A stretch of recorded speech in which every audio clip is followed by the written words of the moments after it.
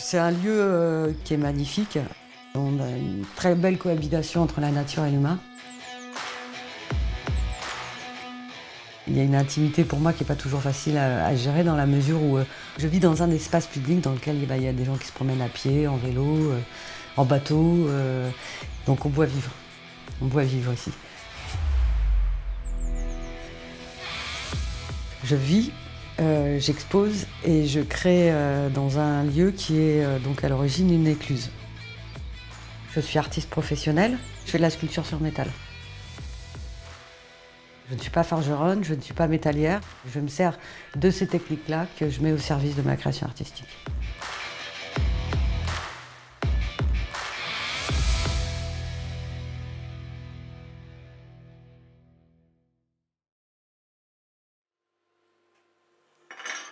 Pour moi, une matière, c'est comme une personne, c'est-à-dire que c'est une rencontre.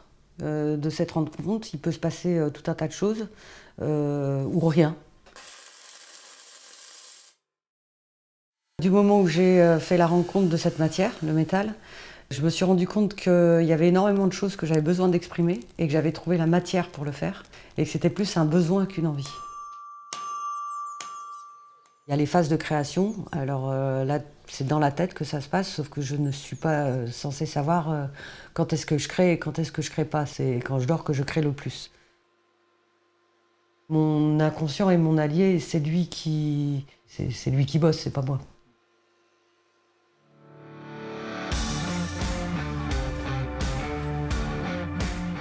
Et quand je suis dans l'atelier, je suis dans l'exécution, c'est-à-dire que je suis mon ouvrière. Une des choses qui a été fondamentale dans ce contrat d'apprentissage, c'est que déjà j'arrivais dans un milieu masculin. Donc pour lui, c'était un sacré challenge d'accepter de prendre une jeune fille, donc à l'époque parce que j'avais 25 ans. Et il a dû donc beaucoup insister sur m'apprendre en tant que femme à travailler cette matière, déjà par son poids.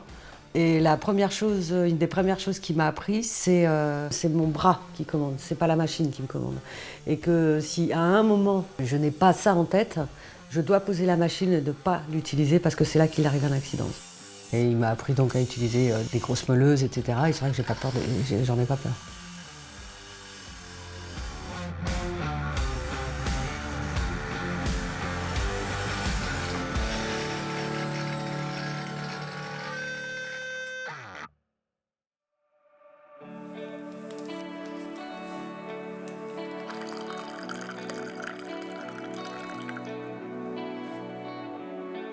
Ma source d'inspiration, concrètement, c'est les émotions.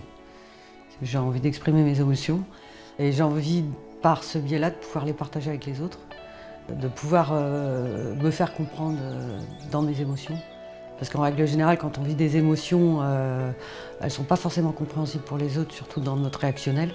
La création est pour moi un liant pour me faire comprendre.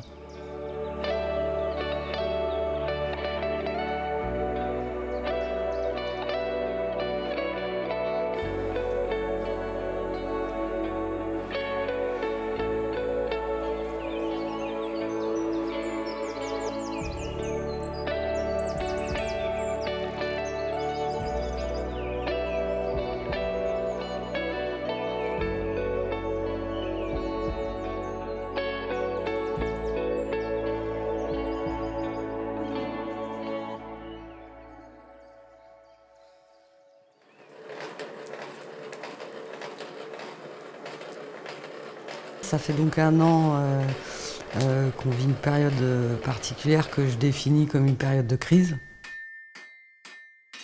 J'ai eu juste avant 2 grosses commandes.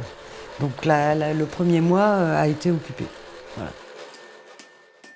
Puis à ce moment-là, je pensais comme tout le monde que ça n'allait pas durer et puis que c'était très bien, j'avais ces 2 commandes et puis hop, et puis après les choses allaient repartir comme elles devaient repartir. Ce qui n'a pas été le cas. Donc je me suis retrouvée après sans plus rien.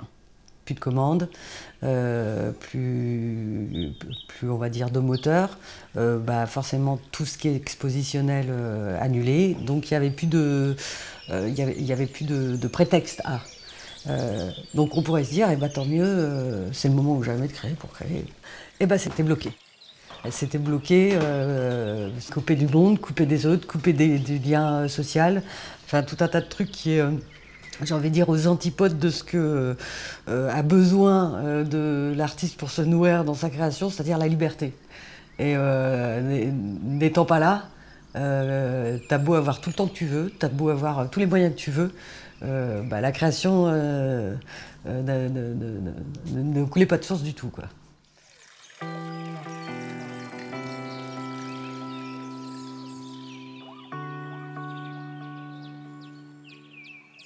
J'ai pris conscience il n'y a pas longtemps, alors que ça fait quand même un an qu'on est dans cette situation de frustration, où effectivement les salons sont annulés, les expositions sont annulées, donc régulièrement il y a des coups de blues, des coups de «ah mince» et tout le Bataclan.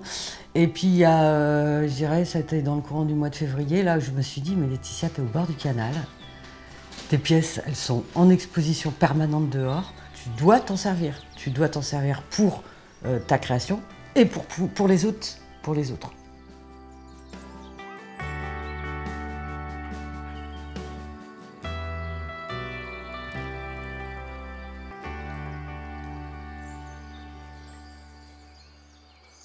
Je me suis aussi beaucoup aperçue que les gens sont très, très, très demandeurs de ce lien social, de ce besoin-là.